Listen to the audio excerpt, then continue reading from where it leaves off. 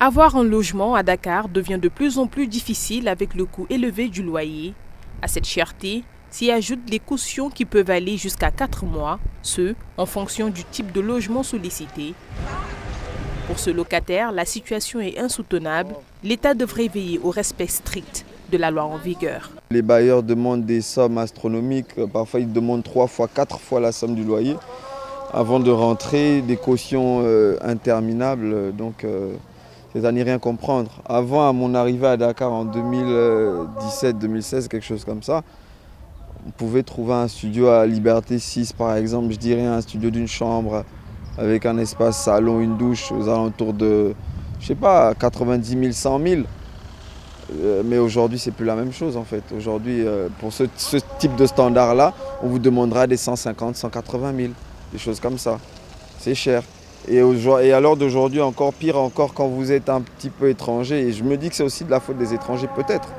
Parce qu'il y en a maintenant aussi en masse qui arrivent ici, mais ça pénalise tout le monde. Et les locaux comme les étrangers. Donc c'est pas quelque chose de top. Il faudrait bien que l'État fasse quelque chose parce que ça sert à rien de sortir des arrêtés, des textes, si après derrière les bailleurs ne les respectent pas ou s'il n'y a pas d'organes entre guillemets derrière pour vérifier que c'est respecté, quoi.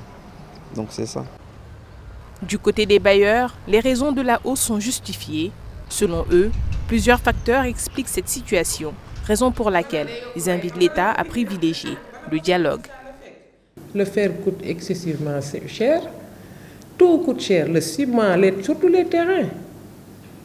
Un terrain à Dakar, si on vous dit le prix, vous n'allez même pas y croire. C'est trop cher. On est à 1,2 million, 1,5 million, 1 million le mètre carré à Dakar. Comment on peut acheter ça? Prenons 300 mètres carrés, tu es à 300 millions. Seulement le terrain. Tu n'as pas encore construit. Hein? Comment on peut diminuer les loyers comme ça sans diminuer tout le reste? Je pense que, logiquement, l'État devait encourager les promoteurs à faire des HLM, des SICAP, comme les SICAP d'avant. Ça aussi, c'est mon idée. Mais je pense que c'est pas laisser jouer l'offre et la demande. Et construire des SICAP, des HLM comme les années d'avant. L'État sénégalais cherche des mesures immédiates et structurelles pour soulager les ménages. 18 commissions ont d'ailleurs été mises en place pour chacune des 18 mesures concernées.